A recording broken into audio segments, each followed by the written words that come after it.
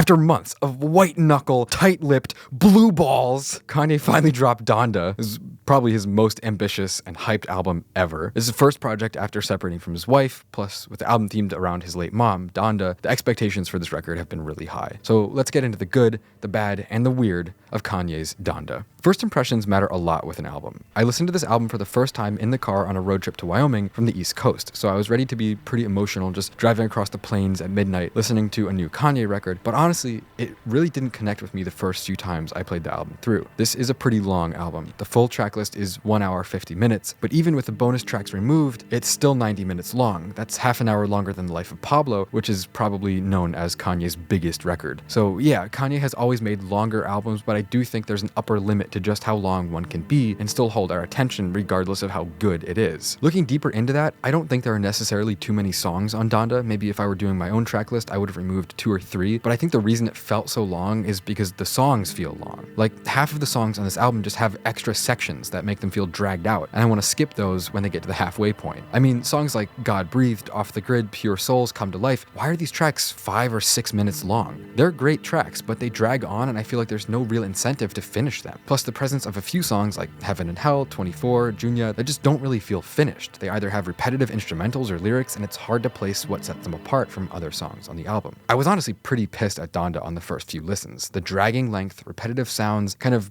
impromptu songwriting from Kanye, plus relatively subdued production. I was convinced that Kanye had finally gone off the deep end and forgotten how to make a good record, but listening to it the next few days, I started to realize just how detailed and beautiful the album really is. Yeah, it's not a meticulously crafted cinematic experience in music form like Kanye is known for doing, but I genuinely started to feel so much while listening to this album. Kanye's ability to harness and speak to our most basic human emotions with music, it's strong on this album. It shows itself in a deep, profound way, and I felt myself starting to love a lot of the songs on Donda. Now that doesn't mean I think the album's perfect, not at all. Let's get into that. I'm going to start with Donda's high points, and for me, what stood out the most is actually the features. These are some of the best features I've ever heard. Kanye was able to harness a lot of the featured artist talents in a way that I've never heard before. It was like this ethereal atmosphere of so many different artists just appreciating life and music together in a way I've never heard. On Off the Grid, Cardi brought out his best energy, while 5 Foreign had probably his hardest verse ever. The Weeknd sounds angelic on Hurricane, while Lil Baby's verse is oddly peaceful and beautiful. The line about walking on the bridge, throw my sins over the water, it just hit me hard. Verses from Travis and Baby Keem weren't quite as thoughtful, but they're still some of the best Travis and Keem verses I've heard in a while. The features on Jonah, Vori, and Dirk. Vori's feature is probably the most touching thing I've heard in a long time. And yeah, Dirk's is great too. He's reflecting about the people he's lost in life. But I can't get over Vori's chorus. It's just one of the most raw and emotional musical moments I've heard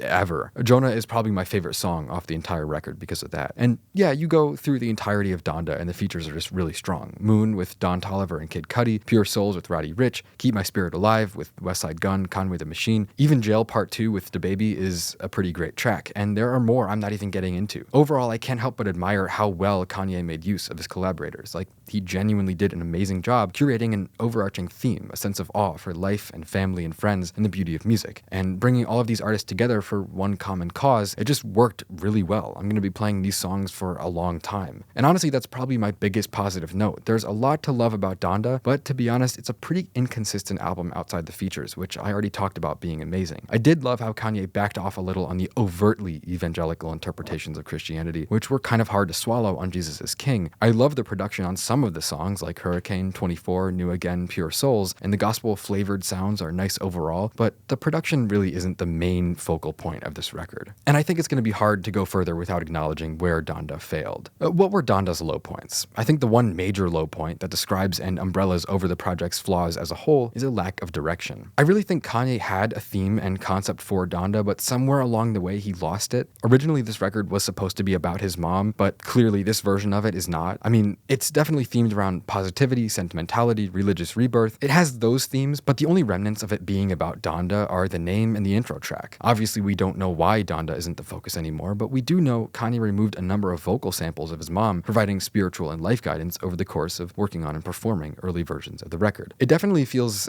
maybe a little aimless without the presence or influence of Kanye's mom in the music. And one other thing I wasn't really a huge fan of on Donda was Kanye's performances. I mean, I already praised how he directed the featured artists, and while the features being good doesn't necessarily mean Kanye was bad, there are honestly a lot of bars from Kanye that just kind of fall flat. They're not terrible, It's just a lot of them maybe aren't memorable, or they don't feel like he really planned them too well. Yeah, he has some amazing touching verses like the ones on Pure Souls and Lord I Need You, but there are also multiple songs where it feels like he's more or less rambling, and I would honestly be completely indifferent if those songs just weren't on the record. Even in his best verses, Kanye's lyrics sound nonchalant. Sometimes they're amazing, some of his best, but a lot of the time I think he's just writing these down off the top of his head and not putting a whole lot of time into quality control. Like I said, this is Kanye's longest album by a huge margin, and I don't care how good it is, 110 minutes is too long for every song to be top-notch. One other thing I was really confused by, the weird, bizarre Pop Smoke tribute that's literally just an MP3 of the song ripped off YouTube and processed with some shitty Audacity plugin. It's one of the weirdest things I've ever heard on a rap album, let alone one from Kanye. I don't understand how that got through. In all, Donda is a pretty powerful and humbling listening experience. Kanye coordinated some of the most popular artists around to come together and create just a raw sense of community while showcasing some of his best and weakest songwriting at the same time. But looking back at what Kanye's been doing for the last few projects, there's just something so genuine and basic and down to earth about Donda. You're comparing it to Kanye's last decade of musical output, Dark Twisted Fantasy, Yeezus, Life of Pablo, Ye, Kids See Ghosts, and finally Jesus is King. There's an arc here. 10 years ago, Kanye was an isolated narcissist. He had no support system or purpose in his life besides serving his own nihilistic urges. And since then, we've seen him slowly transform into an essentially different person. Is he still a narcissist? 100% he is, but he seems a lot more whole, a lot more happy and at peace than he ever did before. And I think Donda, an album dedicated in at least a small part to the life and spirit of his mother, is a huge step forward in his journey towards self-acceptance and letting go of his demons. And you can tell. If I had to describe Donda, it would be Yeezus meets Life of Pablo instrumentals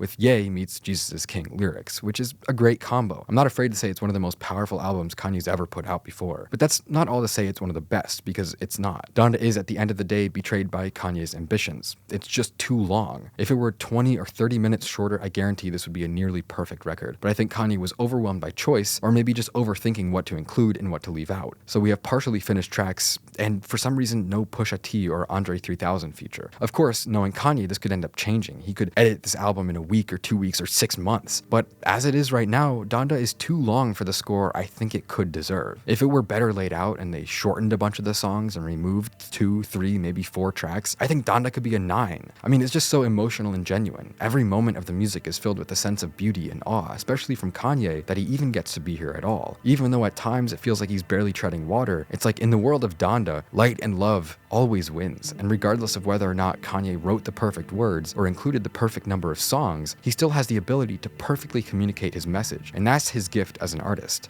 Donda genuinely feels like a message of peace and healing straight from Kanye's soul. Even if we don't fully understand the meaning yet, I know this album is going to be around for a while. This is a real character and artistic development from Kanye. He's moving on, moving up. He's finding new ways to be happy and feel whole, and the album is just a beautiful celebration of life from the most honest and open artist living today, and I wouldn't want it any other way.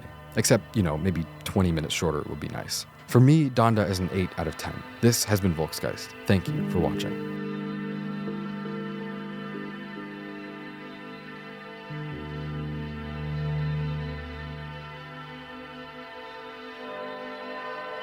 Thank you.